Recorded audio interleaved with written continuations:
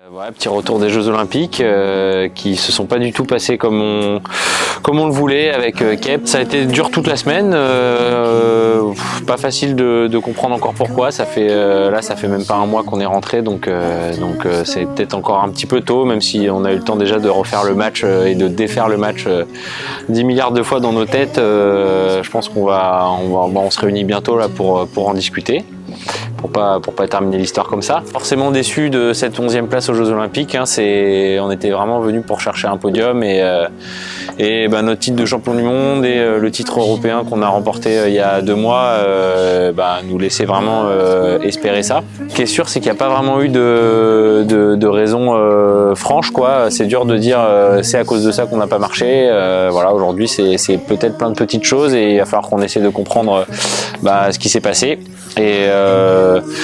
Et voilà, donc forcément déçu, mais j'ai vraiment pas envie de rester sur ce sentiment-là parce que c'est une expérience incroyable qu'on a vécue, hein, de participer aux Jeux Olympiques. C'est quand même vraiment pas donné à tout le monde. Il y en a qui se battent toute leur vie pour ça et qui réussissent pas à y aller. Il y a un seul représentant par pays, donc déjà ça, je retiens vraiment ça. Et puis surtout je retiens toutes les belles performances qu'il y a eu pendant toutes ces années. Voilà, ce titre de champion du monde, ce titre de champion d'Europe avec Kep, ce podium européen en 2019 et la sélection olympique, c'est des choses dont on a rêvé et qu'on a réussi à faire. Donc déçu de ne pas avoir terminé le rêve, on va dire, mais très très content du chemin parcouru et de tous ceux qui nous ont accompagnés pour nous aider à réaliser ça. C'est clair que c'est vraiment indispensable d'avoir des partenaires pour nous aider à faire cette aventure et voilà, je suis super fier d'avoir pu les représenter dans tous ces moments qui ont eu des bonnes parties et des moins bonnes parties, et c'est le sport. Et je pense que moi ça va vraiment me servir à revenir plutôt plus fort pour la suite. Ça n'a pas du tout atténué l'envie de médailles et les rêves de Jeux Olympiques. Au contraire, j'ai presque envie de dire. Donc voilà, déjà un petit peu penché vers la suite des événements.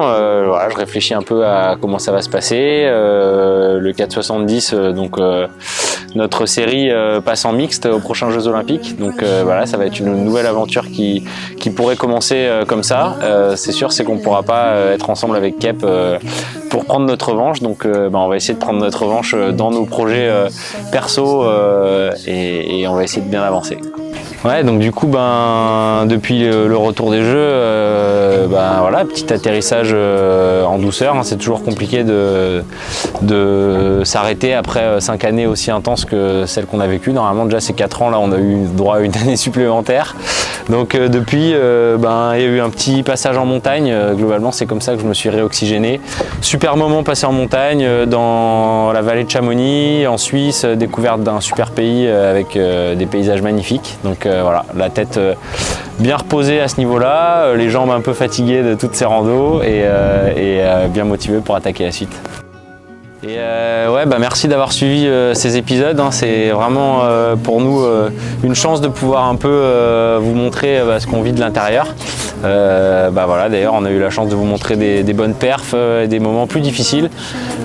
Donc voilà, c'est le quotidien du sportif et le tout c'est de savoir rebondir de tout ça et rester motivé et voilà, et taper un peu dedans pour la suite, quoi. Donc voilà, très content que vous ayez pu suivre un petit bout de tout ça et hâte de vous montrer la suite.